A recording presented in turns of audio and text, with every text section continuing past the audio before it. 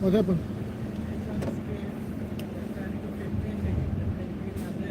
They're gonna be here? They said they're changing the fuse, might take 5 minutes. Okay. Wait 5 minutes maybe, then it's there. Because they told me to go back, you know. I'll wait a little bit more. He said 5 minutes, okay. All right, all right, all right.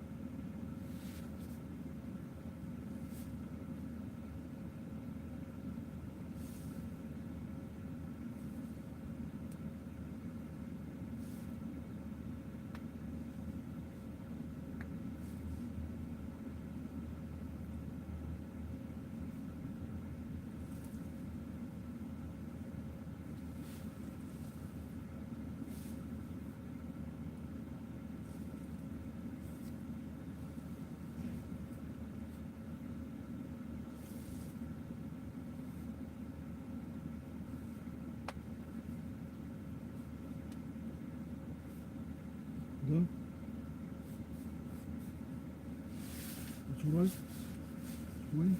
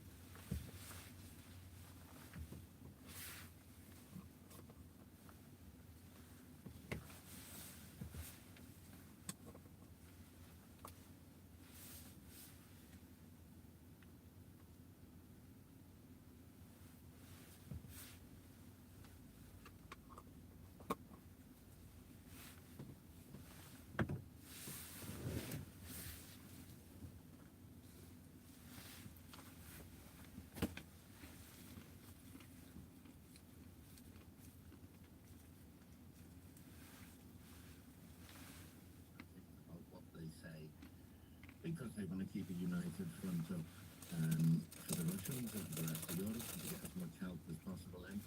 On the streets, it's a slightly different matter. The people look to what happened in the White House, and it probably had the opposite effect from what Trump wanted. It united them. They rallied around their wartime leader who has got them this far and coalesced, support coalesced. You know, at best, I think the Ukrainian people, because of their experience dealing with the Russians ever since the rise of the Soviet Union, they look at Trump as naive at best, stupid at worst. You know, they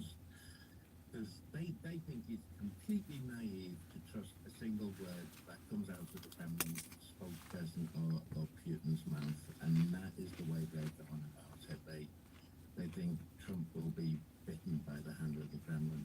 And of course, he is clearly after peace at any cost. Well, we understand that will obviously have an impact in a lot of the territory that Russia has illegally invaded in Ukraine. So, I mean, what is the sort of general mood here? Of course, people want a stop to the fighting, but in Kyiv, I imagine people are also worried about the future of their country. Yeah, it's their country, and you know, there are about 5 million people in them occupied territories. So when it's discussed as, well, they can have this bit, they can have that bit, we're talking about families getting split up. We're talking about families who've lost big chunks of their family. So it's not just land. And I think it's easy in Washington to look at it as a territorial grab. You know, when Putin came in, it wasn't just let's grab some territory. You know, Putin has a visceral hatred of Ukraine, Ukraine culture, Ukrainian language. And President Zelensky in particular.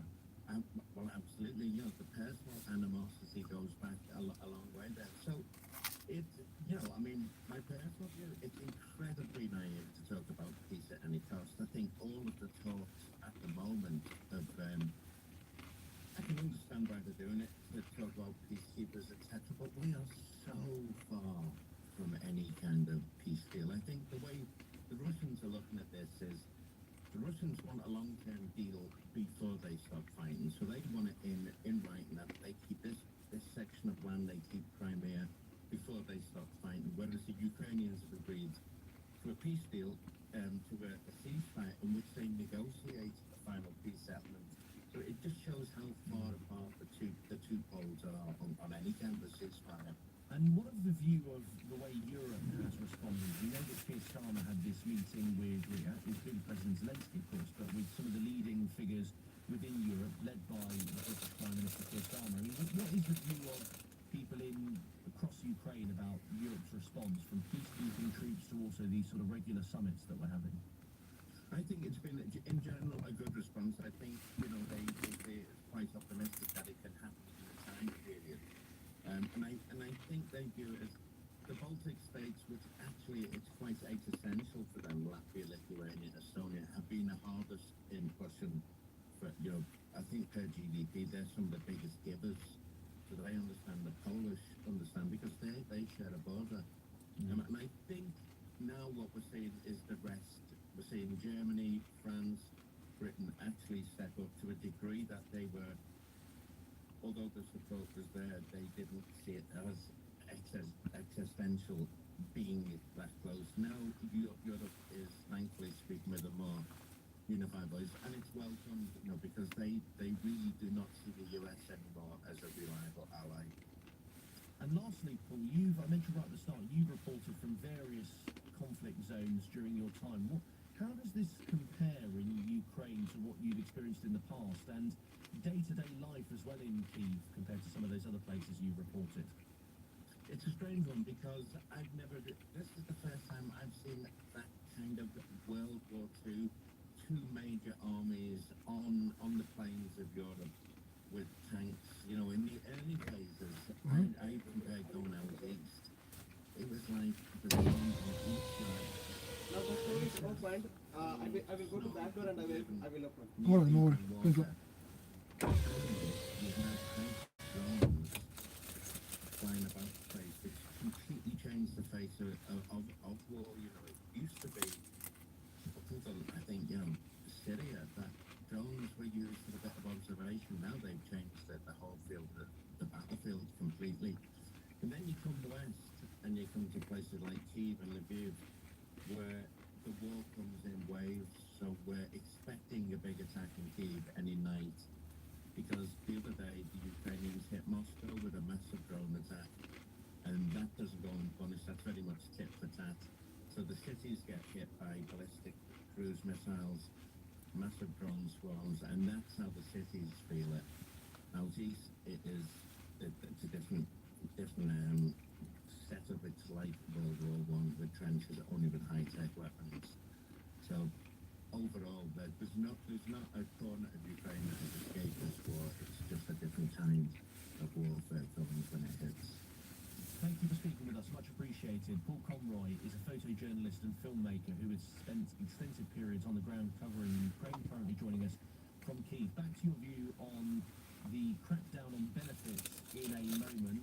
Looks like the government is going to water it down. Is that the right move? Why is it so politically toxic to even have a sort of conversation about getting the bill down? 0345 6060973. Plus, we'll also tell you which political party is currently being advised by Dominic Cummings. 6:32 is the time. The news is with Elizabeth Secker. It's reported ministers are backing down on plans to freeze some disability benefits. Initial reports have suggested personal independence or PIP payments would not rise with inflation for a year. The government says it needs to cut billions from the welfare budget. The US military has carried out large-scale airstrikes against Houthi rebels in Yemen. The Houthi-run Health Ministry says more than 30 people have been killed. It's the most significant action of President Trump's second term so far. And Britain's Lando Norris has won Formula One's Australian Grand Prix. The McLaren driver finished the opening race of the season ahead of world champion Max Verstappen in second. Lewis Hamilton finished his first race for Ferrari in 10th. LBC weather, mostly dry with some bright or sunny spells at times. Central and northern parts of England with sleets and showers. There's highs of 10 degrees. This is LBC.